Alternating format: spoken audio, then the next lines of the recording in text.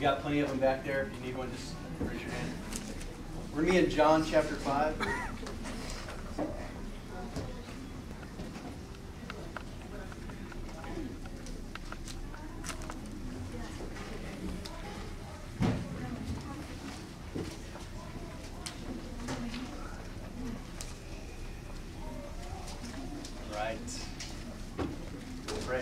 Heavenly Father, Lord, thank you so much for tonight, this opportunity to meet together, and we just pray that you share something new about yourself with us and you treat us with who you are. We love you in Jesus' name. I think we're back on track with Wednesdays after tonight. Just got a couple hiccups there. So Facebook is our friend.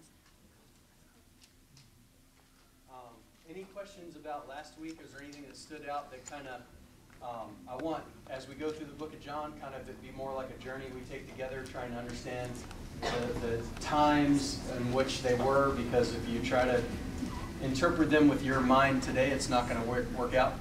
And so we try to understand the turf of what we're on, and of course the self-application. But I think that'll come naturally if you understand the turf.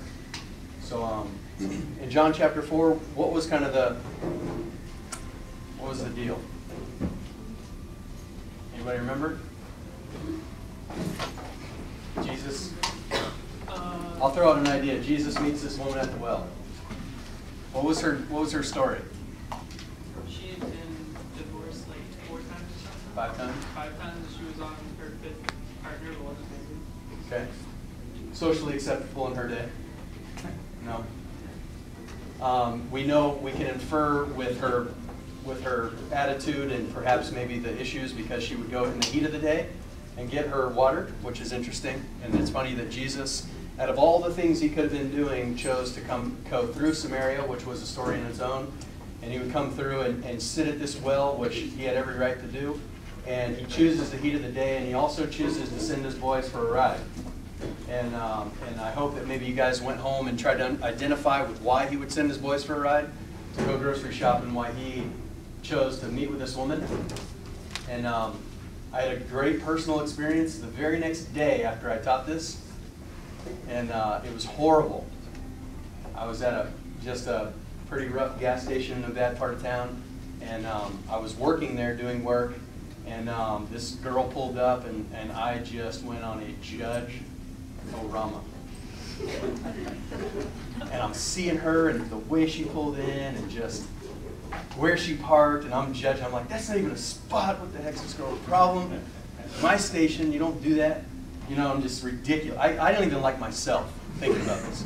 But I started to judge every single thing about her, and I'm judging her, and just, I'm writing her future. That's how bad I'm doing. You know, I don't even care about her past. I want the future.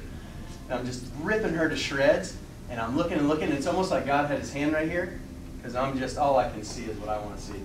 And then it's like he removed his hand, and I looked down, and I was like, oh, you got a flat tire. That's why you're parked there. And that's why you're a woman all by yourself, and you probably need a big jerk like me to help you. And so I saw, oh, she got a flat tire, so I walk over after I swallowed my whole leg, not my foot, and I hear babies crying in the back seat. And I was like, I hate me. Because this was my Samaritan woman. This was me. I'm judging her appearance and everything that's going on. It's just a bunch of bull. And then I see she's got a flat tire. Okay, she's a woman in need. And then I'm thinking, who am I? And then I'm hearing kids in the background. If you have kids, a flat tire is not the place where you have a 5-month-old baby screaming in the back seat, right? And then you start to put yourself in Jesus' shoes, and Jesus just somehow doesn't have this gene that we possess. And so he's like, you know what, buddy, you're kind of like, pick one of the 12. And so you're going to lunch, because I got some work to do. You know, and I'm sure we could all have this personal story, and if you don't have one, just pretend that you have it all wrapped up tonight, and you'll get one tomorrow. Because it's just so horrible how we as humanity are, and we all have our moment. But anyway, the idea is that certainly the boys would not have been too kosher with the idea that, first of all, we're in Samaria, second of all, we're talking to a battered piece of trash, social outcast woman that has just got so many issues that rightly she deserves to be in the shoes she's in. You know what I'm saying? We just start compounding these things. And then Jesus comes by and revolutionizes this woman's life. With what? With love. Yeah, with love, right? I'm going to share a cup with you.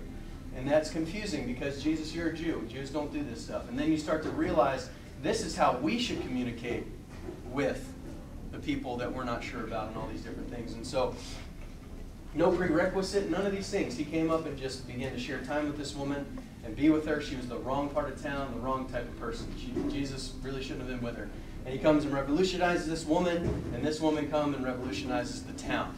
Somehow Jesus gets an invite for a 2-night stay in Samaria, and he revolutionizes the planet. Okay. So that's what was going on with that.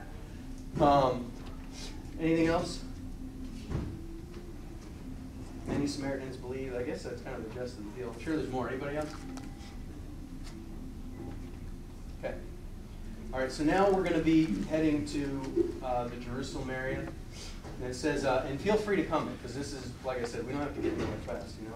So sometime later, Jesus went up to Jerusalem for a feast of the Jews.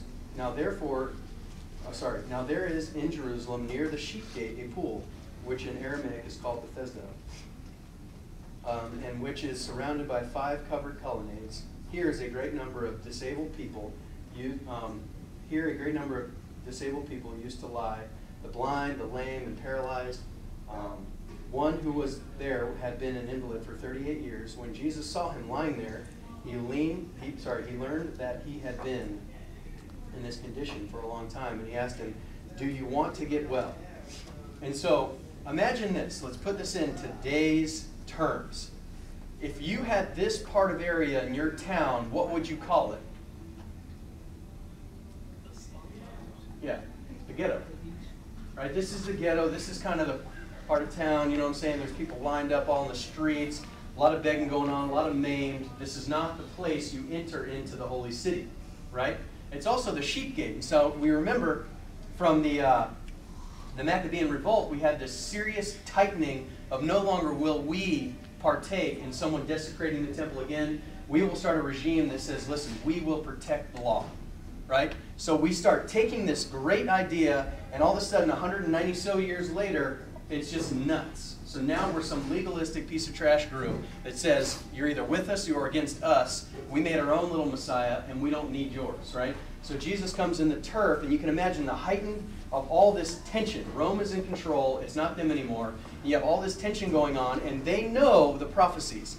The prophecies of when the Messiah would come and all these things, and certainly, unless they'd forgotten them, they had known how Daniel would prophesy these certain days, and Jesus would, or the Messiah would come in on a certain day at a specific time, and all these things. So there's a lot of heightened anxiety of what's going on, and Jesus comes through, and he decides to come through the sheep gate.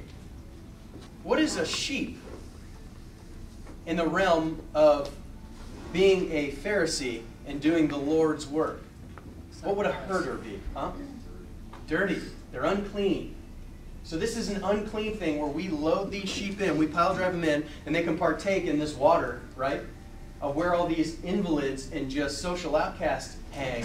And somehow the reigning king of the whole entire planet, creator of heaven and earth, decides he wants to choose that gate. Guess in the second time you choose that gate. If I'm not mistaken, I could be wrong, but that'll hold me accountable. Palm Sunday, when the Messiah would come through, the conquering king on the specific day at the specific time that was prophesied 490 so years before his birth. Somehow the Messiah would come through. Now imagine this. You are this religious icon group. What gate would you expect out of all the gates in Jerusalem for the Messiah to come through? What's that? The King Gate. King Gate. Right? Gate for the king. This is where the king's going to go. What had happened back in, and I'm piecing this together by a conversation I actually had today for some reason, so you can hold me accountable, but the interesting thing is, if I'm not mistaken, that gate was closed.